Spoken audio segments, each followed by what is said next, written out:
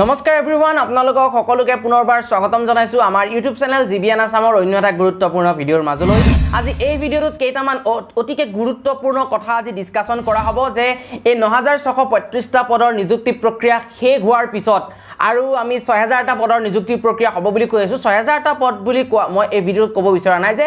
9635টা পদৰ নিযুক্তি প্ৰক্ৰিয়া শেষ হোৱাৰ পিছত আৰু কিমানটা পদৰ বাবে এডভাৰটাইজমেন্ট ওলাব আৰু কেতিয়া ওলাব ইয়াৰ একদম অফিচিয়েল ইনফৰমেশন আকাৰে আমি আপোনালোকক বুজাই দিবলৈ চেষ্টা কৰিম লগতে অলৰেডি আমি গম পাইছো যে গভৰ্ণমেণ্টে এতিয়া 8000টা পদ সংৰক্ষিত কৰিব 8000টা পদ ভেকেন্ট ৰাখি দিব গতিকে এই সম্পৰ্কে আমি আজি বিতংভাৱে আলোচনা কৰিম যোৱাকালিৰ যেটো আমাৰ ভিডিঅ' আছিল 11 মিনিটৰ সেই ভিডিঅ'টোত 1.5 মিনিট মান মই এই সম্পৰ্কে কৈছিলো বহুতে হয়তো বুজি পোৱা নাই আৰু বহুতে বুজি পাইছে যিসকলে বুজি পোৱা নাই বহুতে কমেন্ট কৰিছে আৰু কমেন্ট কৰাটো স্বাভাৱিক আৰু মই এটোই বিচাৰি আছিল যে বহুতে যিসকলে বুজি পোৱা নাই কমেন্ট কৰক আৰু আজি এই ভিডিঅ'টোত একদম মানে একেবাৰে মই বিতংভাৱে কথাখিনি আলোচনা কৰিম মেবি এই ভিডিঅ'টো শুনাৰ পিছত বা এই ভিডিঅ'টো চোৱাৰ পিছত হয়তো আপোনালোকৰ যি ডাউট বা কনফিউজন এটো দূৰ হ'ব নিশ্চয়কৈ দূৰ হ'ব কাৰণ একদম সহজভাৱে একদম ইনফৰমেশন কালেক্ট কৰি মই এই ভিডিঅ'টো আপোনালোকৰ বাবে বনাবলৈ সাজু হৈছো গতিকে এই 8000টা শিক্ষকৰ বাবে যে 8000টা এলপিইউপি পদ সংৰক্ষিত কৰিব বা সংৰক্ষণ হ'ব গতিকে এই 8000টা পদে এই 9635টা যি ৰেগুলাৰ এলপিইউপি শিক্ষক পদৰ যি নিযুক্তি প্ৰক্ৰিয়া কন্টিনিউ হৈ আছে এই নিযুক্তি প্ৰক্ৰিয়াত কিবা বাধা আহিব পাৰে নেকি এই সম্পৰ্কে বহুতে ভাবি আছে এই গুটেখিনি আমি আজি এই ভিডিঅ'টোত আলোচনা কৰিম ইম্পৰ্টেন্ট হ'ব ভিডিঅ'টো শেষলৈকে চাব ভিডিঅ'টো চাব এটা অতিকে গুৰুত্বপূৰ্ণ ভিডিঅ' আপোনালোকৰ বাবে সেইকাৰণে শেষলৈকে চোৱাটো বিচাৰিছো তাৰ আগতে এটা কথা কৈলেও বিচাৰিছো এই ভিডিঅ'টোৰ যিখিনি ইনফৰমেশন মই কালেক্ট কৰিছো এইখিনি অফিচিয়েল ইনফৰমেশন হয় এটা গুৰুত্বপূৰ্ণ ইনফৰমেশন আৰু এই ইনফৰমেশনখিনি assamgovsakuri.com নামৰ এটা অফিচিয়েল ৱেবছাইটৰ পৰা এটা খুবেই সুন্দৰ ৱেবছাইট এটা ৰিলায়েবল ৱেবছাইট সেই ৱেবছাইটৰ পৰা সংগ্ৰহ কৰা হৈছে ডাটাখিনি অফিচিয়েল ডাটাই হয় সংগ্ৰহ কৰা হৈছে এই ভিডিঅ'ৰ ডেসক্ৰিপচনত ৱেবছাইটটোৰ লিংক থাকিব আপোনালোকে গৈ পেলাই চাই ল'ব পাৰে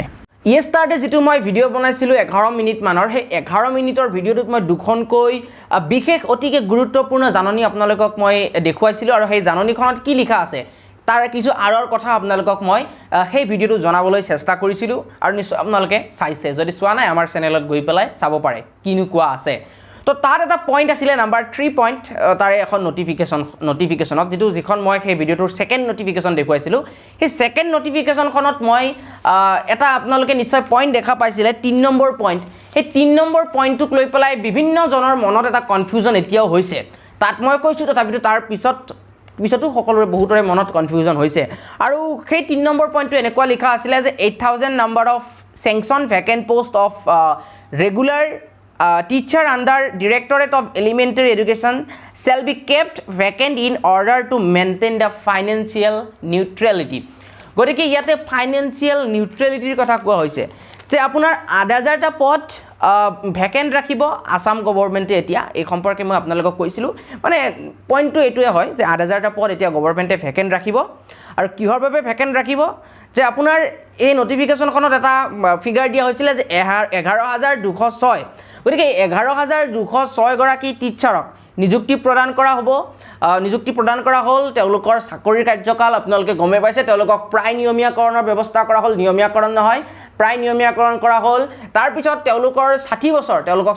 কাৰ্যকাল তেওঁলোকৰ বৃদ্ধি কৰাই দিয়া হ'ল আৰু তেওঁলোকৰে আৰু তাৰ ফাইনান্সিয়াল হিচাপটো মিলাই ৰখাৰ বাবে 8000টা পোষ্ট বিভিন্ন বিদ্যালয়ত ভ্যাকেন্ট ৰখা হৈছে আৰু এইখিনিয়ে সেই 3 নম্বৰ পইণ্টত কোৱা হৈছে মই এই সম্পৰ্কে আজি আপোনালোকক বিতংভাৱে এই ভিডিঅ'টো জনাবলৈ চেষ্টা কৰিম এতিয়া আসাম গভৰ্ণমেণ্টে যে 8000টা পদ ভ্যাকেন্ট কৰি ৰাখিব তো কিহৰ বাবে ভ্যাকেন্ট কৰি ৰাখিব 8000টা যি পদ আছে সেইটো হৈছে আপোনাৰ স্যাংশন ভ্যাকেন্ট পোষ্ট আপোনালোকে যদি নোটিফিকেশনখন চাইও তাৰ 3 নম্বৰ পইণ্টটো লিখাই আছে যে number of the sanctioned vacant post গতিকে এইটা স্যাংশন ভ্যাকেন্ট পোষ্ট যিখিনি এলিমেণ্টাৰী এডুকেশ্যনৰ অধীনত বা চৰকাৰৰ আণ্ডাৰত পদ ওলায় সেইখিনি স্যাংশন হৈ থাকে স্যাংশন পোষ্টখিনি এনেকুৱা হয় যে কোনো টিচাৰ যেতিয়া ৰিটায়াৰ্ড হৈ যায় বা শিক্ষকজনৰ মৃত্যু হয় তেওঁলোকৰ এগেইনষ্টত যিটো পোষ্ট থাকে সেইটো স্যাংশন হৈ থাকে কাৰণ পদটো নতুনকৈ সৃষ্টি কৰিব লগা নহয় অলৰেডি স্যাংশন পোষ্ট হয় আৰু তাৰ বাবে ফাইনান্সিয়ালি এপ্ৰুভ হৈ থাকে আৰু স্যালাৰীৰ কোনো ধৰণৰ প্ৰবলেম নহয় সেই পদবোৰৰ বাবে সেই পদবোৰৰ বাবে কোনো ধৰণৰ চেলাৰীৰ প্ৰব্লেম নহয় চ' যিখিনি ষ্টেট পুলৰ শিক্ষক আছে তেওঁলোকৰ ফিক্স পেড চেলাৰী দি থকা হয় আৰু তেওঁলোকক কমপ্লিটলি ষ্টেট গভৰ্ণমেণ্টৰ প্ৰচেষ্টাত নিযুক্তি দিয়া হয় ইয়াতে আপোনালোকে 9 নম্বৰ পইণ্টটো নিশ্চয় দেখিছে যে this teacher will be counted as a state pool teacher founded by the government গতিকে তেওঁলোকক কমপ্লিটলি আপোনাৰ ষ্টেট গভৰ্ণমেণ্টৰ প্ৰচেষ্টাত নিযুক্তি দিয়া হয় সেইবাবে এই পদখিনি খালী বা ভেকেণ্ট কৰি ৰখা হৈছে যাতে ফাইনেন্সিয়েলি কোনো ধৰণৰ প্ৰব্লেম নহয় এতিয়া ইয়াত এটা গুৰুত্বপূৰ্ণ প্ৰশ্ন উদয় হয় যে পদ আছে আপোনাৰ কালিৰ যিখন নটিফিকেশ্যন সেই নটিফিকেশ্যনখনৰ আধাৰতে মই কৈছোঁ যে পদ আছে আপোনাৰ 11,206টা পদ আছে কিন্তু why আপোনাৰ বাট অনলি 8,000 পোষ্ট আৰ ভেকেণ্ট কেৱল 8,000টা পদে কিয় ভেকেণ্ট কৰি ৰখা হ'ল এই সম্পৰ্কে বহুতৰে মনত হয়তো প্ৰশ্ন ওলাব পাৰে মোৰ মনতো হৈছিলে তথ্যৰ সন্ধানত মই গৈছিলোঁ কিছু তথ্য লাভ কৰিছোঁ আপোনালোকক জনাই আছোঁ আপোনালোকে নিশ্চয় জানে যে এছএছৰ যেতিয়া দৰমহা হয় সেইটো চেণ্ট্ৰেল গভৰ্ণমেণ্টৰ পৰা আহে আগৰ হিচাপত যদি মই আপোনালোকক কওঁ যে 90:10 ইয়াৰ 10% আসাম গভৰ্ণমেণ্টৰ পৰা দিয়া হয় এতিয়া সমগ্ৰ শিক্ষা যেতিয়া আহিছিলে তাৰ পিছত সাডেনলি এটা ডিসিজন লোৱা হ'ল এটা সিদ্ধান্ত লোৱা হ'ল এই যে আপোনাৰ 90:10 হিচাপত যেটো দৰমহা দিয়া আছিল এই দৰমহাটো বন্ধ কৰা হ'ব চেণ্ট্ৰেল গভৰ্ণমেণ্টৰ পৰা এছএছৰ দৰমহাৰ আপোনাৰ 15,000 টকা আহে কিন্তু আপোনাৰ ষ্টেট পুলৰ ক্ষেত্ৰত নাহে গতিকে এই অসুবিধাসমূহ বা এই অসুবিধাখিনি দূৰ কৰিবৰ বাবে 8,000টা পদ ভেকেণ্ট কৰি ৰখা হৈছে যাতে আপোনাৰ যিখিনি 15,000ৰ প্ৰব্লেম আহিব লাগে সেইখিনি তেওঁলোকে এই পোষ্টত পায় গতিকে এই কথাখিনিৰ পৰা নিশ্চয় আপোনালোক ক্লিয়াৰ হ'ল যে 8,000টা পদ কিয়নো ভেকেণ্ট কৰি ৰখা হৈছে এতিয়া মই আপোনালোকক কম এই যে 8,000টা পদ শিক্ষকৰ বাবে 8,000টা এলপিইউপি পদ যে সংৰক্ষণ কৰা হ'ল এই সংৰক্ষণ কৰা 8,000টা পদে যি কন্টিনিউ চলি আছে নিযুক্তি প্ৰক্ৰিয়াটো 9,635টা পদৰ নিযুক্তি প্ৰক্ৰিয়া এই নিযুক্তি প্ৰক্ৰিয়াত কিবা প্ৰভাৱ পেলাব পাৰে নেকি আপোনালোকক মই কৈ দিছোঁ যে 9,000টা শিক্ষকৰ 9,000 শিক্ষকৰ নিযুক্তিৰ বাবে নিযুক্তিৰ কথা কোৱা হৈছিলে আমাৰ আগৰজন শিক্ষামন্ত্ৰী সিদ্ধাৰ্থ ভট্টাচাৰ্য ডাঙৰীয়াই ঘোষণা কৰিছিলে এই নিযুক্তিৰ কথা আৰু আপোনালোকে নিশ্চয় জানে যে কিমান পদ খালি আছিলে নিশ্চয় আপোনালোকে গমে পায় যে খালি আছিলে এই সম্পৰ্কে পেপাৰে পত্ৰ বিভিন্ন ধৰণৰ বাতৰি ইতিমধ্যে বহুত দিন আগতে সম্প্ৰচাৰ হৈ গৈছে কিমান পদ খালি আছিলে আপোনালোকে নিশ্চয় গমে পাইছিলে যে 17,293টা পদ খালি আছিলে আৰু এই 17,000 পদৰ 9,000টা শিক্ষক পদৰ নিযুক্তিৰ প্ৰক্ৰিয়াৰ কথা কোৱা হৈছিলে গতিকে 17,000 পদৰ 9,000টা গুচি গ'ল কিমান থাকিলে 8,000টা থাকিলে গতিকে এতিয়া মই আপোনালোকক কৈ দিব বিচাৰিছোঁ যি আপোনাৰ খালি পদ আছিলে 17,000 পদ যে খালি আছিলে তাৰ 9,000 গুচি গ'ল 8,000 থাকিল এতিয়া এই কথাখিনিৰ পৰা আপোনালোকে একদম ক্লিয়াৰ হৈ লওক যে এই 8,000টা পদ যে ভেকেণ্ট ৰখা হ'ল এই ভেকেণ্ট ৰখা পদখিনিৰ লগত 9,635টা পদৰ যি নিযুক্তি প্ৰক্ৰিয়া চলি আছে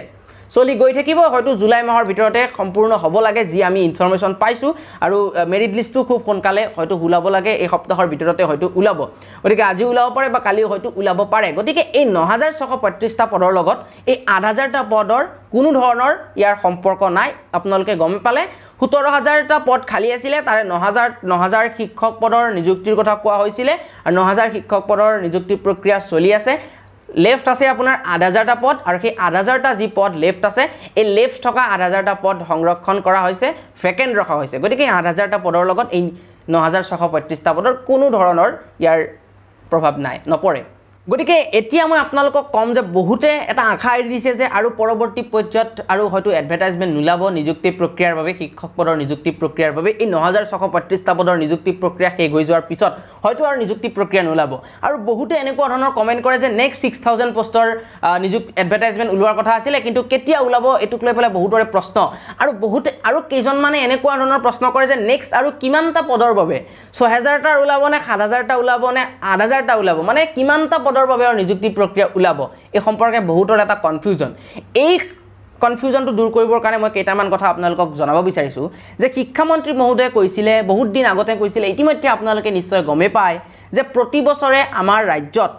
খালি হয় 6ৰ পৰা 7,000 পদ এতিয়া আপোনালোকে নিশ্চয় জানে যে এই 9,635টা পদৰ যি নিযুক্তি প্ৰক্ৰিয়া চলি আছে এই নিযুক্তি প্ৰক্ৰিয়া আজিৰ জানো আজিৰটো নহয় ইয়াৰ এডভাৰটাইজমেণ্ট 2018 চনতে ওলাইছিলে 2018 চনৰ 11 মাৰ্চ তাৰিখে ইয়াৰ এডভাৰটাইজমেণ্ট ওলাইছিলে গতিকে আপোনালোকক এটা মই এই ভিডিঅ'টোৰ জৰিয়তে স্পষ্টকৈ ক'ব বিচাৰিছোঁ 2018 চনৰ যিহেতু এই এডভাৰটাইজমেণ্ট ওলাইছিলে 9635টা পদৰ বাবে 11 মাৰ্চত তো 2018 চনৰ 11 মাৰ্চৰ পৰা বহুত পদ ভেকেন্ট হৈ আছে যেহেতু শিক্ষামন্ত্ৰীগৰাকীয়ে কৈছিলে যে প্ৰতি বছৰে আমাৰ ৰাজ্যত 6 পৰা 7000 পদ খালী হয় গতিকে 2018 চনৰ 11 মাৰ্চৰ পৰা আপুনি যদি ভাবে 2019 চনটো গোটেই পাই গৈছে আৰু 2020 চনৰ এই সময়ছোৱালৈকে কিমান পদ ভেকেন্ট হৈছে আপোনালোকে নিশ্চয় কল্পনা কৰিব পাৰিছে আৰু যদি কল্পনা কৰিব পাৰিছে আপোনালোকক মই এই ভিডিঅ'টোৰ জৰিয়তে এটা কথা ক'ব বিচাৰিছোঁ যে পৰৱৰ্তী পৰ্যায়ত হয়তো নিযুক্তি প্ৰক্ৰিয়াৰ বাবে এডভাৰটাইজমেণ্ট ওলাব যিটো আমি খবৰ পাইছোঁ যে জুলাই মাহৰ ভিতৰত হয়তো এই 9635টা পদৰ নিযুক্তি প্ৰক্ৰিয়াৰ কাম সম্পূৰ্ণ কৰাৰ বাবে চেষ্টা চলাব যদি জুলাই মাহৰ ভিতৰত গোটেইখিনি আপোনাৰ হৈ যায় তেনেহ'লে পৰৱৰ্তী আপোনাৰ আগষ্ট ছেপ্টেম্বৰ মানলৈকে হয়তো আপোনালোকে আৰু ভালেখিনি পদৰ নিযুক্তি প্ৰক্ৰিয়াৰ বাবে আপোনালোকে আশা কৰিব পাৰে গতিকে আপোনালোকে সুধি থকা বহুকেইটা প্ৰশ্নৰ উত্তৰ হয়তো আজি এই ভিডিঅ'টোৰ জৰিয়তে আমি দিবৰ বাবে সক্ষম হ'লোঁ বহুত হয়তো ভুল ত্ৰুটি থাকি গ'ল তাৰ বাবে ক্ষমা বিচাৰিছোঁ আপোনালোকৰ বাবে ভিডিঅ'টো শ্বেয়াৰ কৰিবলৈ নাপাহৰিব আৰু যদি অলপমান কিবা আপোনালোকৰ উপকৃত হ'ব বুলি ভাবিছে আপোনালোক তেনেহ'লে প্লিজ এটা লাইক কৰিব আৰু চেনেলটো যদি ছাবস্ক্ৰাইব কৰা নাছিলে প্লিজ চেনেলটো ছাবস্ক্ৰাইব কৰি পেলাই কাষত থকা বেল আইকনটো প্ৰেছ কৰিবলৈ নাপাহৰিব আজিলৈ মানে ধন্যবাদ